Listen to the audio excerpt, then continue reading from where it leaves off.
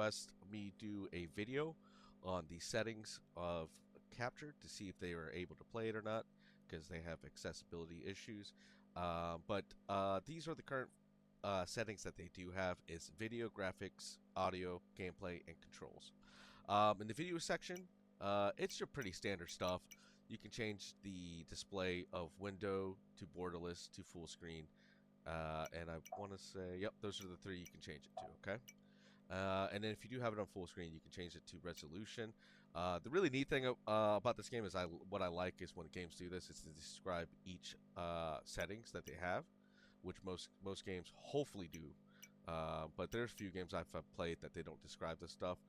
But the next part they have after you can change the display mode, which also has resolution scale. Those are pretty straightforward.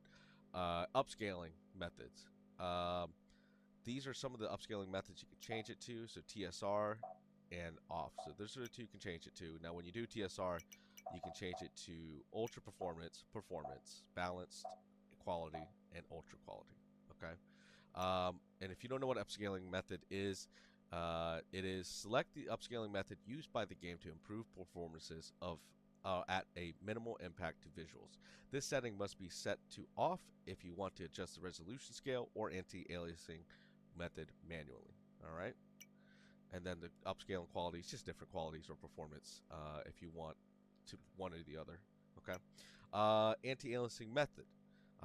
If you're like me, I didn't know what this was for a long time, so at least it has a description here. It says selected method used to remove aliasing and jagged edges in the game. Higher options will offer better image quality, but at a larger performance impact. Okay. Here's the anti-aliasing quality, so you can choose from is low, medium, high, and ultra. Okay. You also have VSync. And if you don't know what VSync is, select the VSync mode used by the game. The options are dependent of your monitor's refresh rate. 1-to-1 option will enable VSync at your maximum refresh rate. 1 of 2 will enable VSync at half your monitor's refresh rate. VSync must be disabled if you want to adjust the frame rate limit manually. Frame rate limit, pretty straightforward. You can set the frame rate you want to set it at. Next, the graphic settings. Obviously, you got... Okay, sorry, 1 second. You got low, you got medium, you got high, you got ultra, and the next one is for custom. So some of the graphic settings you got is lighting quality, reflection quality, and let me highlight this so you can read it a little bit if you need to. But these are pretty straightforward stuff. Some of the stuff I'm not going to read because it is pretty straightforward. So you got lighting, reflections, then you got shadow. Again, I'll leave this on the screen for a moment. Now, it's pretty interesting with the shadows on here. It has actually 2 features. So shadow quality, obviously it changes the shadow quality of what it looks like for the draw distance of it. And then virtual shadows. Enable virtual shadow maps for more accurate and high resolution shadows with greater draw distances. This setting has a large impact on performance, thus using ultra shadow quality is not recommended with virtual shadow maps. Okay. Contact shadows. Contact shadows. Enable contact shadows to add subtle shadowing in areas that would not be covered by standard shadow maps, such as small geometry or grass. This setting has minimal impact on performance. Okay, so those are the shadow settings, which this is the first time I've ever seen personally in video games where you have multiple choices for shadows. But those are the, I'll highlight it so you can read it, but those are the settings.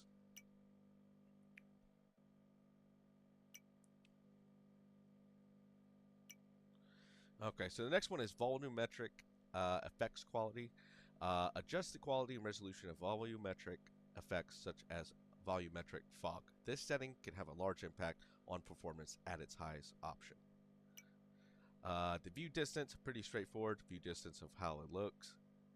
Post-processing quality. Post-processing quality, adjust the quality of post-processing effects. This setting has minimal impact on performances. Texture quality, pretty straightforward.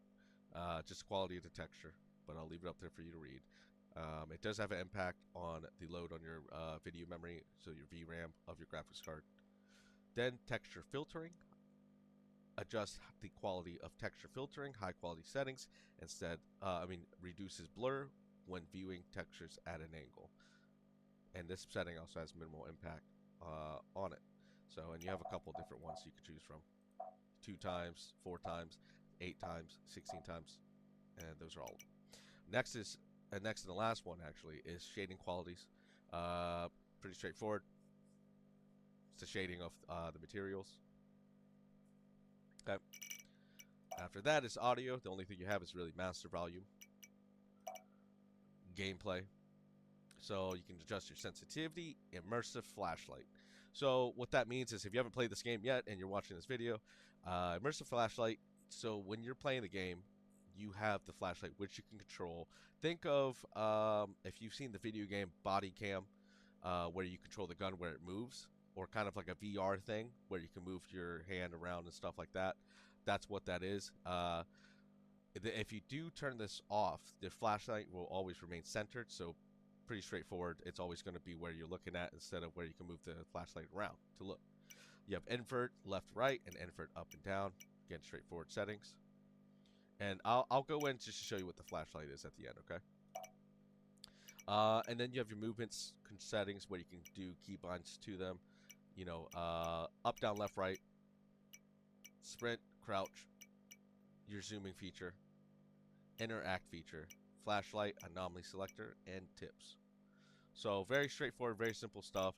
It currently doesn't have accessibility settings, but I could talk to the developer and maybe adding that feature if he could do it in the future for those of you who have vision problems or just anything like that that can help with your, you know, the gameplay to be easier.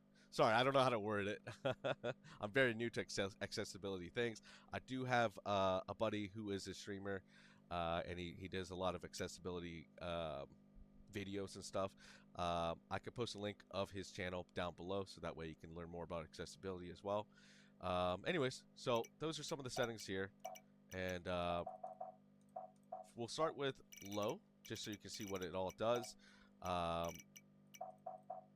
We'll do ultra performance. We'll turn all this off. That way it starts from the straightforward what it looks like from ultra to high. But I'll just launch the game from here. Okay. There you go. That's more, you can see like it looks more immersive. Okay. One more time. This is without immersive flashlight. So the difference, if you can't tell, here is not immersive. So there's no bobbing movement. It's just centered completely. Okay. Less realistic, more if you want to put it that way, if that makes sense. Okay, so left, right, up, down, and then back on. Now it looks a little more realistic. All right. So thank you guys. Let me know if you guys have any other questions about the game. Okay.